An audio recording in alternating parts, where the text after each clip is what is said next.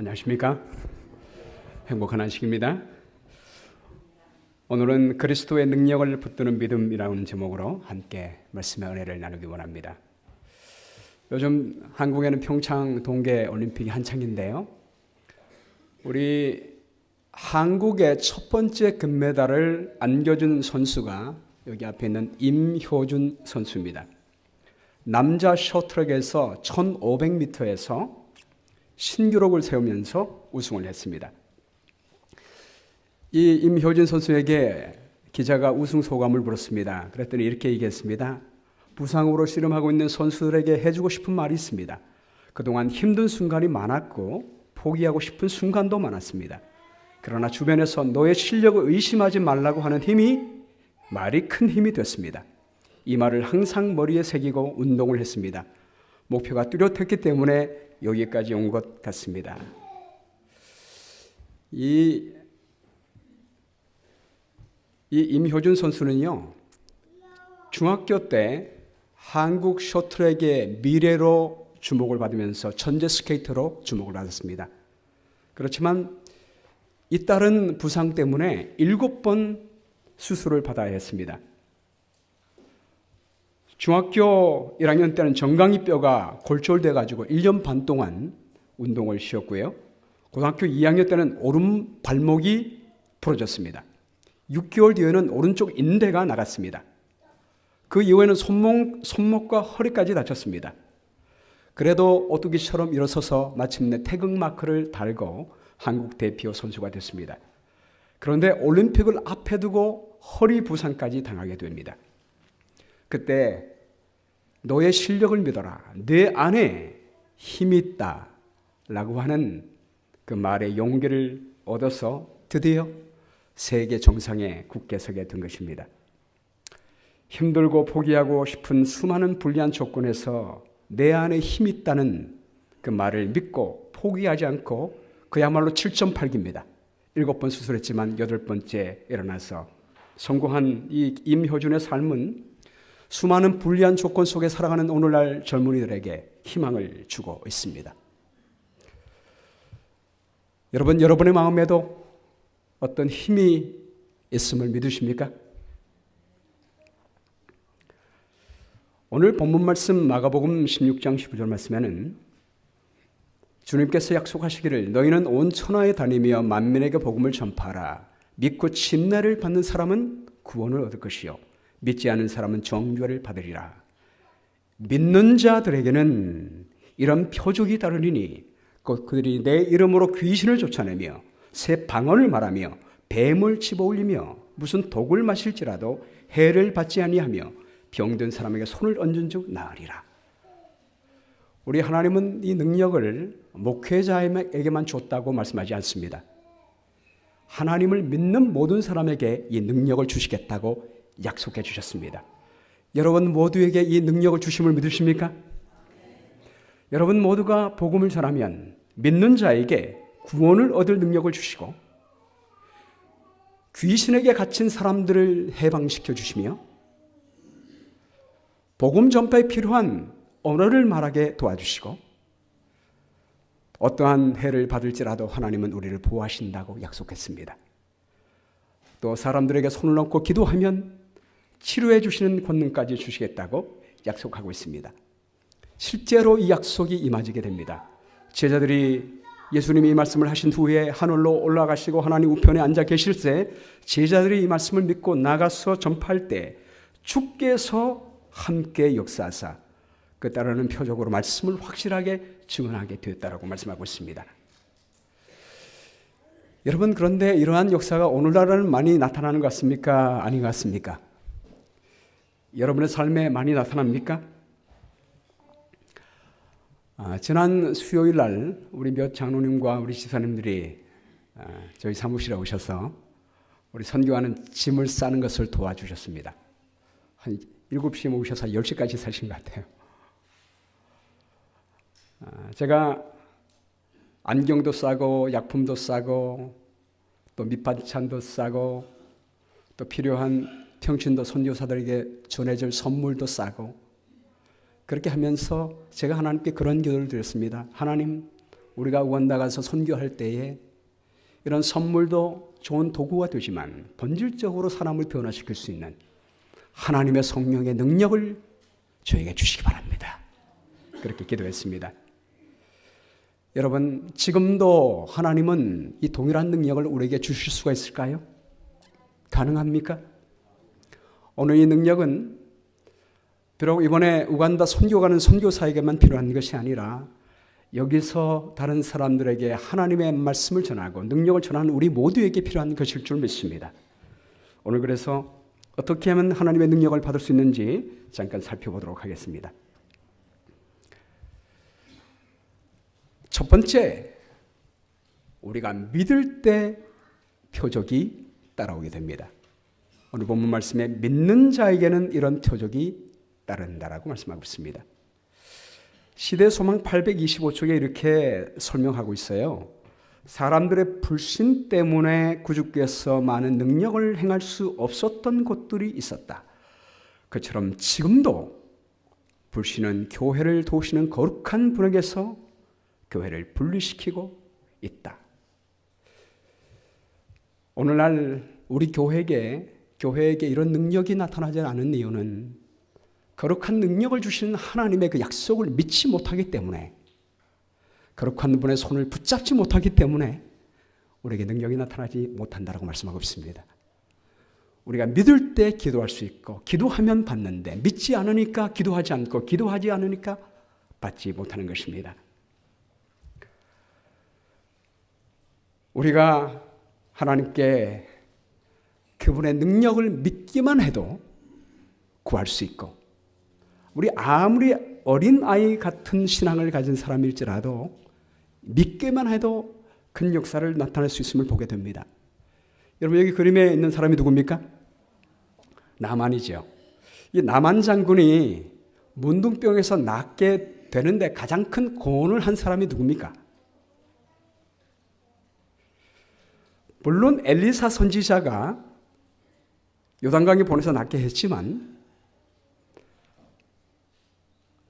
이 나만 장군의 집에 팔려갔던 어느 한 계집종 그 아이가 나만 장군에게 엘리사 선지자를 소개해 주었기 때문입니다. 열왕기하 5장 2절에 보면 전에 아람 사람이 떼를 지어 나가서 이스라엘 땅에서 어린 소녀 하나를 사로잡으매 그가 나만의 아내에게 수종들더니 그의 여주인에게 이르되 우리 주인이 사마리아에 계신 선지자 앞에 계셨으면 좋겠나이다. 그가 그 나병을 고치리다 하는지라. 이 아이는 아람 군대가 이스라엘에 쳐들어왔을 때 포로로 붙잡혀간 아이입니다. 그리고 종으로 팔아버렸습니다. 여러분, 한창 젊은 나이에 남의 나라에 포로로 팔려와서 종이 됐을 때 그 절망감이 얼마나 컸을까요? 아마 하나님을 원망할 수도 있었을 것입니다. 그리고 자기를 붙잡아온 그 나만 장군을 원망할 수도 있었을 것입니다. 그런데 이 소녀는 그렇게 하지 않았습니다. 나만 장군이 문둥병에 걸렸을 때 잘됐다. 하나님의 백성들을 이렇게 잡아다가 포로로 종으로 팔아버리더니 하나님께 천벌받은 거야 라고 그렇게 마음에 생각하지 않았습니다. 그는 그 불쌍한 영혼을 바라보며 오히려 하나님을 소개하는 모습을 보게 됩니다. 여러분, 예수님의 말씀에 의하면 이 당시에 이스라엘 땅에도 수많은 문둥병자가 있었지만 고침받은 사람이 없다라고 했습니다. 그런데 어떻게 이 어린아이가 선지자 엘리사에게 가면 나만 장군의 문둥병이 고침을 받을 수 있다는 확신을 갖게 됐을까요? 만일 안 고쳐지면 어떻게 합니까? 낭패 아니겠습니까? 선지자 왕에 보면 이렇게 표현합니다. 소녀는 하늘의 능력이 엘리사와 함께 하심을 알고 그 능력으로 나아머니 고침을 받을 수 있음을 믿었다. 여러분, 이 어린 소년이 한 건 뭐예요? 하나님은 불치병도 고칠 수 있는 분임을 믿었습니다. 그 믿음이 섰기 때문에 나만 장군에게 선지자를 소개시켜 주게 된 것입니다. 나만도 어린아이의 말을 믿었어요. 믿고서는 자기 왕에게 가서 말합니다. 제가 이스라엘에 가서 병을 고치고 올 테니까 허락해 주십시오. 그랬더니 아람 왕이 이스라엘 왕에게 편지를 써서 보냅니다. 그 편지를 이스라엘 왕이 읽었는데 자기 옷을 찢으며 이르되 내가 사람을 죽이고 살리는 하나님이냐? 그가 어찌하여 사람을 내게로 보내 그의 나병을 고치려 하느냐? 저희는 깊이 생각하고 저희 왕이 틈을 타서 나와 더불어 시비하려 함인 줄 알라 하니라. 여러분, 이 이스라엘 왕이 하나님의 능력을 믿습니까? 안 믿습니까? 물론 자신에게 능력이 없다는 말은 맞습니다. 그러나 하나님이 그들 가운데 있음을 믿지 못하는 것입니다.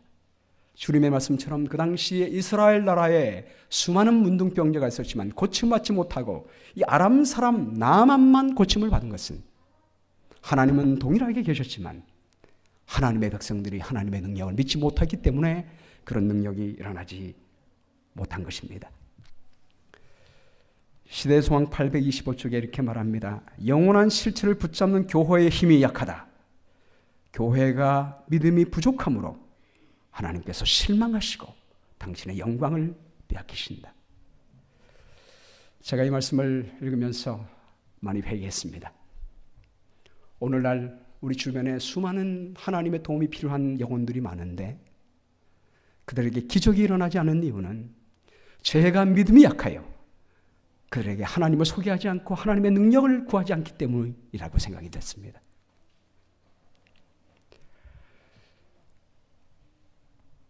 이 얘기를 엘리사 선지자가 듣고 이렇게 말합니다. 왕이 어찌하여 옷을 찢었나이까? 그 사람을 내게로 오게 하소서. 제가 이스라엘 중에 선지자가 있는 줄 알리이다. 그리고 선지자는 자기 종을 통하여 나만에게 말하기를 너는 가서 요단강에 몸을 7번 씻으라 내 살이 여전하여 깨끗하리라 라고 했습니다. 나만 장군이 왔을 때 엘리사는 나만 장군을 만나주지도 않습니다. 종을 통해서 요단강에서 7번 씻으라라고 이야기합니다. 왜 그렇게 했을까요? 엘리사는 이 능력이 자기에게 있음을 나타내지 않고 하나님께서 고쳐줄 수 있음을 나타내기 위하여 그렇게 한 것입니다. 사실 이것 때문에 나만 장군이 믿음의 시험을 받았어요.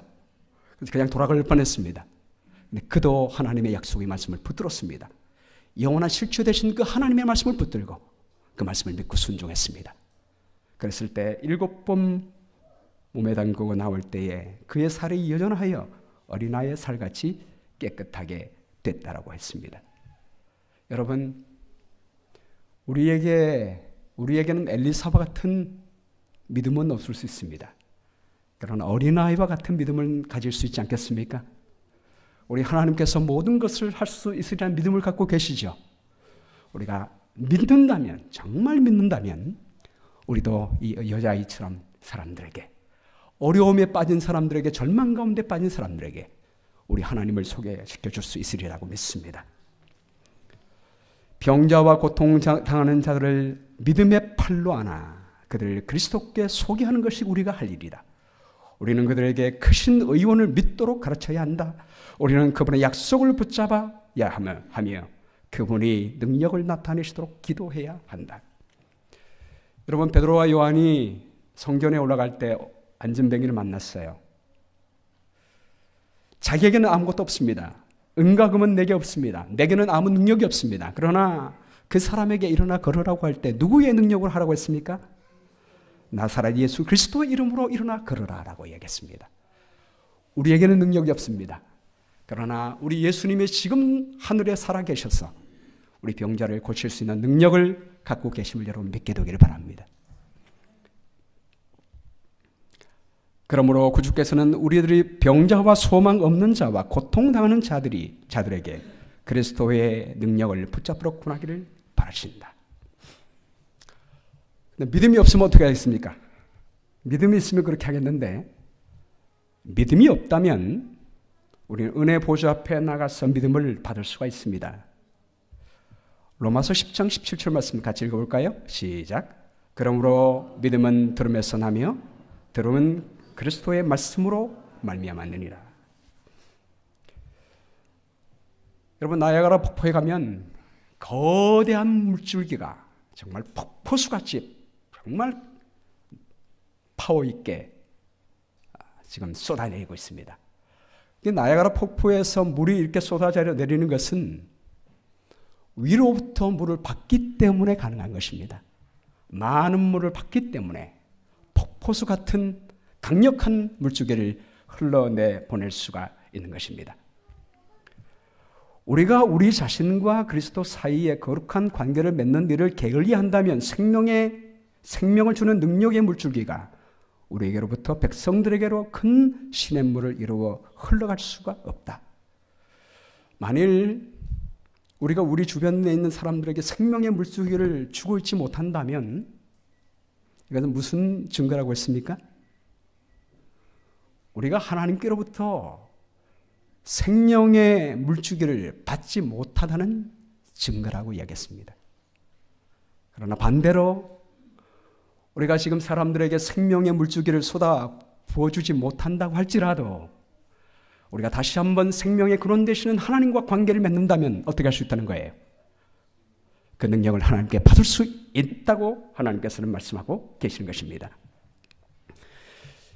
노아의 시대를 한마디로 표현하면 죄악이 충만한 시대입니다.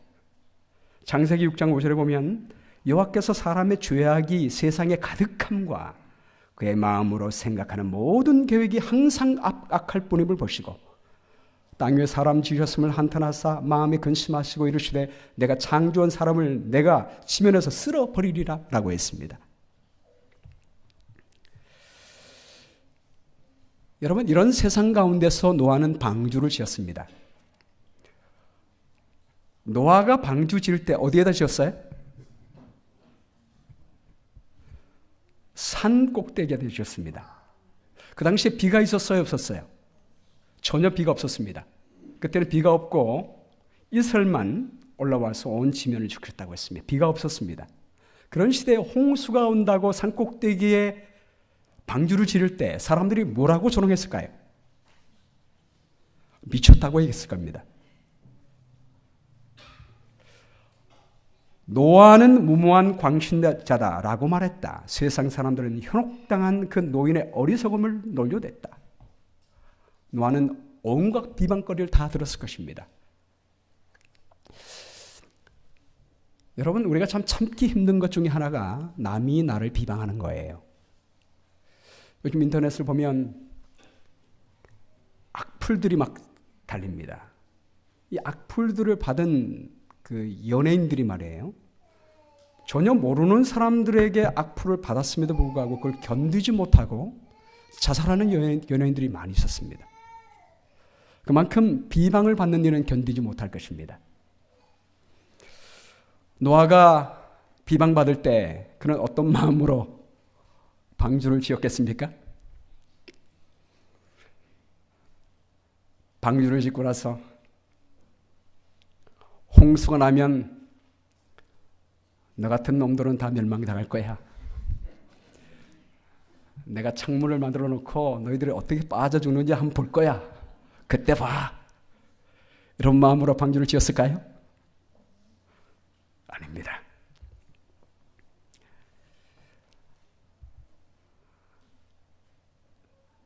여기 예언의 신의 말씀에 하나가 빠졌는데 노아는 방주를 다 지은 다음에 그 방주 안에 짐승들이 다 들어왔을 때 이제 문이 닫혀야 합니다. 근데 짐승이 다 들어오고도 7일 동안 비가 내리지 않았습니다. 그 7일 동안에 노아는 간절한 마음으로 사람들에게 호소했다고 했습니다. 여러분, 마지막 기회입니다. 들어와서 사십시오 라고 강력한 마음으로, 간절한 마음으로 열렬하게 호소했다고 했습니다. 정말 마지막 하나님의 은혜의 폭포수를 쏟아붓듯이 사랑의 강권으로 그들을 초청했다고 했습니다. 그렇게 비방하는 사람들을 향하여 구원받으라고 초청한 것입니다. 저는 이것을 보고 어떻게 노아는 그런 사람들을 향하여 은혜의 하나님의 강물을 그렇게 쏟아 부을 수가 있었을까? 그런 마음을 갖게 됩니다. 여러분, 노아가 어떻게 그렇게 할 수 있었을까요? 그 해답이 창세기 6장 8절에 나옵니다. 다 함께 읽어볼까요? 시작. 그러나 노아는 여호와께 은혜를 입었더라. 노아가 은혜를 사람들에게 나눠줄 수 있었던 것은 그가 먼저 여호와께 은혜를 입었기 때문입니다. 그 패역한 세상에서 하나님은 그에게 은혜를 주셔서 그가 구원을 받게 됐습니다. 노아는 그 은혜에 너무나 감사했습니다. 그러므로 그 많은 은혜를 받았기에 그 많은 은혜로 사람들에게 나누어줄 수가 있게 된 것입니다. 여러분, 우리도 그런 은혜를 하나님께로부터 받을 수 있을까요? 은혜는 노아의 전형물입니까? 아닙니다. 하나님은 노아에게 은혜를 주셨듯이 우리 모두에게 은혜를 주실 줄로 믿습니다. 히브리서 4장 16절 말씀에 그러므로 우리는 긍휼하심을 받고 때를 따라 돕는 은혜를 얻기 위하여 은혜의 보좌 앞에 담대히 나갈 것이니라. 여러분, 지금 우리 예수님은 우리에게 은혜 주시기 위하여 하늘 보좌의 문을 열고 계십니다.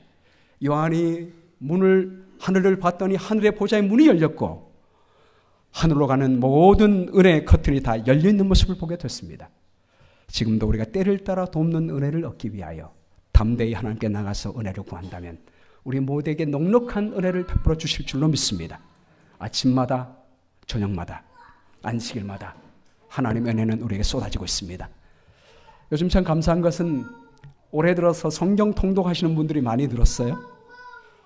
특별히 지난번에 우리 송 집사님이 보고하면서 우리 남자 집사님들이 좀 분발했으면 좋겠습니다라고 했는데 우리 장로님들과 남자 집사님들이 더 많이 참여하는 모습을 볼 때 참 좋았습니다. 여러분, 우리가 충만한 은혜가 없다면 더 충만히 하나님의 말씀으로 나가시게 되기를 바랍니다. 더 많이 기도하시게 되기를 바랍니다. 그러면 하나님께서 우리 모두에게 반드시 충만한 은혜를 베풀어 주시게 될 것입니다. 세 번째, 우리가 이렇게 하나님의 은혜 받을 때 우리는 사랑의 능력을 사람들에게 나눠줄 수가 있습니다.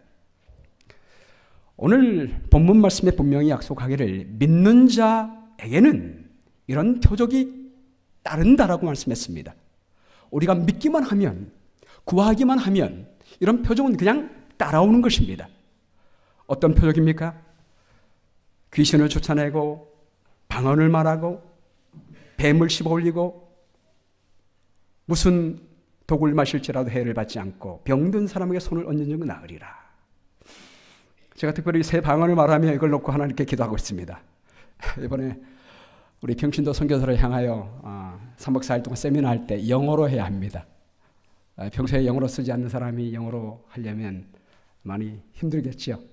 하나님께 약속을 구하고 있습니다. 하나님, 방언의 은사를 준다고 했으니까 저에게 주시기 바랍니다. 라고 기도하고 있습니다. 또 오히려 선교할 때 저희가 갖고 있는 약이 뭐 얼마나 되겠습니까? 그러나 의료봉사를 통해서 하나님의 치료하는 능력이 나타날 수 있도록 도와주십시오. 라고 기도하고 있습니다. 그리고 말씀이 선포될 때에 말씀을 듣는 영혼들이 주님을 믿고 구원받도록 해달라고 하나님께 기도하고 있습니다. 여러분, 이런 모든 은사가 여러분에게 다 있지 않다고 실망하지 마시게 되길 바랍니다. 나는 병 고치는 은사가 없어, 나는 방언의 은사가 없어 라고 실망하지 마십시오. 왜냐하면 고린도전서 12장 8절 말씀에 어떤 사람에게는 성령으로 말미암아 지혜의 말씀을, 어떤 사람에게는 같은 성령을 따라 지식의 말씀을, 다른 사람에게는 같은 성령으로 믿음을, 어떤 사람에게는, 여기 지금 어떤 사람에게는, 다른 사람에게는 이 말이 계속 강조되지요. 이 말씀은 한 사람이 모든 능력을 다 갖는 것이 아니에요. 하나님은 각각 다른 사람들에게 각각 다른 은사를 주십니다. 그 대신 우리 모두가 할 수 있는 은사가 있습니다. 이 은사를 다 이야기하면서 고린도전서 12장 29절 말씀에 다 사도겠느냐, 다 선지자이겠느냐, 다 교사이겠느냐, 다 능력을 행하는 자이겠느냐, 다 병 고치는 은사를 가진 자이겠느냐, 다 방언을 말하는 자이겠느냐 라고 말하면서 너희는 더욱 큰 은사를 사모하라. 내가 또한 가장 좋은 길을 너희에게 보이리라. 이렇게 말하면서 고린도전서 13장으로 넘어갑니다. 여러분, 고린도전서 13장이 무슨 장이죠? 사랑의 장이지요. 사랑은 오래 참고, 사랑은 온유하며 시기하지 아니하며, 사랑은 사랑하지 아니하며 교만하지 아니하며 무례히 향하지 아니하며, 그렇게 하면서 8절 말씀에 사랑은 언제까지 떨어지지 아니하되 예언도 패하고 방언도 그치고 지식도 패하리라. 모든 은사가 다 사라질지라도 끝까지 남는 게 뭐라고요? 사랑이다. 이 말은 여러분, 우리가 각각 다른 은사를 가졌지만 우리가 받은 은사대로 하나님의 사랑과 복음을 전할 때 나타나는 것은 뭐가 되어야 된다는 것입니까? 하나님의 사랑이 되어야 한다는 것이고 하나님의 사랑이 나타난다는 것입니다. 믿음, 소망 이 세 가지는 항상 있을 것인데 그 중에 제일은 사랑이라고 했습니다.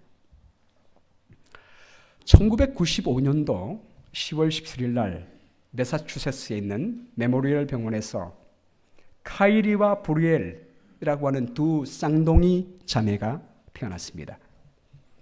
이 두 아이는 예정일보다 3달을 빨리 태어났습니다. 우측에 있는 손을 얹고 있는 아이가 카이리고 좌측에 있는 아이가 여기 호수를 끼고 밑으로 있는 아이가 브리엘입니다. 태어날 때 이 아이들은 1kg밖에 안 되는 저체중 조산아였습니다. 특별히 브리엘, 이쪽에 왼쪽에 있는 아이가 심장에 결함을 안고 태어났는데 의사들은 진단해 보니까 이 아이는 곧 죽을 것이라고 진단을 했습니다. 그래서 이 아이들을 각각 인큐베이터 안에 넣었는데 따로 넣습니다. 그런데 카이리는 점점 시간이 갈수록 잘 회복이 되어가고 있는데 브리엘은 그렇지 못했습니다. 브리엘은 아무리 애를 써도 점점 더 나빠져서 죽기 직전 상태까지 갔다고 합니다. 의사들은 다르게 손을 쓸 방법이 없었습니다. 그런데 이를 안타깝게 지켜보던 19년 경력의 간호사 게일 카스페리안이 뭐라고 얘기했냐면 이 죽어가는 신생아가 자기가 뭔가를 말하는 것을 느끼게 됐습니다. 그러면서 뭐가 생각나냐면 유럽에서는 미숙아를 치료할 때에 이렇게 안아서 타치하는 요법을 한다는 것이 기억됐습니다. 그래서 그녀가 제안하기를 이 쌍둥이 아이를 아픈 아이를 건강한 아이의 인큐베이터에 넣을 것을 제안했습니다. 그런데 둘을 같은 인큐베이터 안에 두는 것은 이 병원의 방침에 어긋나는 것이었습니다. 의사가 고민했습니다.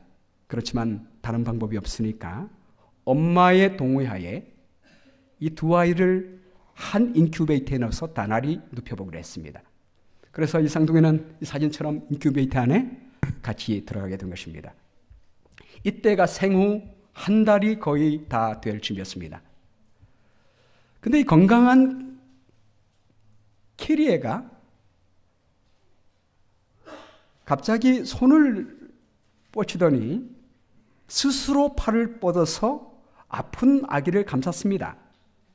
근데 그때부터 기적이 일어나기 시작했습니다. 아기의 손길이 다 있을 때부터 갑자기 아무 이유 없이 이 아픈 아이 브리엘의 심장이 안정을 되찾기 시작했습니다. 혈압이 정상으로 돌아왔고요. 체온이 제자리로 돌아왔습니다. 아픈 아이의 심장, 혈압, 체온이 모두 정상 아기의 심장, 혈압, 체온과 똑같이 된 것입니다. 간호사는 처음에 이 기계가 잘못 오작동하는 줄 생각했습니다. 그만큼 기적이었다는 증거입니다. 의사가 이것을 보고 너무 기뻐가지고 생명을 구하는 포옹이라고 하는 The Rescuing Hug이라고 하는 제목을 붙여서 사람들에게 나눠줬고 신문에 보도됐고 웹사이트에 올라갔습니다. 그래서 아주 유명하게 됐습니다. 이 두 아이가 무럭무럭 자라서 지금 이렇게 됐습니다. 아주 어엿하고 이쁜 숙녀가 됐습니다. 지금도 브리얼은 말합니다. 언니 덕분에 목숨을 건졌다는 이야기 듣고 깜짝 놀랐습니다. 언니에게 항상 고마움을 갖고 살아가고 있습니다. 이렇게 표현했습니다. 여러분, 사랑에는 능력이 있습니다. 그리스도께서 하신 모든 치료에는 사랑의 능력이 있었다. 따라서 우리는 믿음을 통하여 그 사랑에 참여함으로 그분의 사업을 위한 도구가 될 수 있다. 지난 수요일 날 제가 방문을 이렇게 쭉 하는데 너무 시간이 늦고 저희가 이제 7시에 짐 싸기로 했는데 6시 반이 다 다가오는 거예요. 6시가 거의 다가오는 것입니다. 그래서 진종태 선생님 댁에 가려고 하는데 시간이 다 돼가지고 갈까 말까 그러다가 그래도 가봐야겠어요. 그래가지고 갔습니다. 갔더니 며칠 전에 오줌에 피가 섞여 나와가지고 병원에 갔다 오신 거예요. 그래서 소변줄을 차고 계시더라고요. 그래서 이렇게 흐릴까봐 침대 위에도 못 계시고 바닥에 이제 요를 펴시고 거기에 누워 계셨습니다. 제가 하니까 벌떡 일어나시는 거예요. 일어섰다는 게 아니라 벌떡 일어나서 앉으셨습니다. 그러면서 말하기를 저는 목사님이 오면 제일 기분 좋아요. 그러시는 거예요. 그리고 말하기를 저는 교인들이 오면 힘이 나요. 그렇게 하신 것입니다. 여러분 제가 선교가 있는 동안에 좀 가끔 저를 대신해서 찾아가 주시기 바랍니다. 여러분이 오시면 힘이 납니다. 이번에 제가 선교 가게 되면 우리 우간다 분들을 만나게 되는데 제가 항상 선교가 다 끝난 다음에 지난 해도 다 함께 모여있는 이 우간다에 있는 평신도 선교사들에게 작년에 여러분이 주신 헌금을 가지고 옷도 이렇게 단체복으로 막 입혀주고 또 가방도 줬습니다. 하나씩 성경 들고 방문할 때 사용하라고 가방 하나씩 선물했는데 얼마나 좋아하는지 말이에요. 좋아하는 게 눈에 보이시죠? 너무 좋아합니다. 제가 이걸 다 주고 나서 작년에 썼던 우리 워싱턴 스펜서빌 성도들이 헌금한 헌금 액수가 얼마인지 제가 말해줬습니다. 그리고 말하기를 제가 이렇게 말했습니다. 여러분, 이것은 단순히 돈이 아닙니다. 우리 워싱턴 스펜서빌 교우들의 사랑입니다. 미국에 산다고 해서 다 부자가 아니에요. 다 힘들게 돈을 벌고 있습니다. 그러나 여러분께 드린 것은 희생해서 드린 것입니다. 다 사랑으로 준 겁니다. 제가 이렇게 말합니다. 그럴 때 이 사람들의 눈물이 글썽거리면서 감동을 받습니다. 여러분들도 우리가 갖고 있는 이 돈은 우리 것이 아닙니다. 다 기도했을 때 하나님이 주신 것입니다. 여러분들도 기도하면 하나님께서 공급해 주실 것입니다. 그렇게 얘기하면 모든 분들이 감동을 받습니다. 저희가 전해주려고 하는 것은 우리가 2주 동안 줘봤자 얼마나 많이 주겠습니까? 저희가 나타내고자 하는 것은 하나님의 사랑인 것입니다. 하나님의 사랑이 나타날 때 파워가 형성이 된 것입니다. 여러분, 우리가 병든 사람을 찾아가서 손을 얹고 기도해주고 또 그들을 위하여 염려해주는 말을 하고 또 봉사할 때에 하나님께서 우리와 함께 하셔서 사랑으로 역사하시게 될 것입니다. 우리가 기도할 때 즉각적으로 치유 역사는 안 나타날 수 있습니다. 그러나 우리의 기도를 받는 사람들이, 여러분의 방문을 받는 사람들이, 여러분의 봉사를 받는 사람들이 하나님의 사랑을 느끼게 될 것입니다. 그 사랑이 그들의 마음을 움직여주게 되고 그때 예수님이 역사하셔서 그들의 마음에 변화를 주시고 회복의 역사를 주실 줄로 믿습니다. 여러분 모두가 그런 사랑에, 하나님의 사랑을 전하는 사랑의 도구가 되기를 주의 이름으로 축원합니다.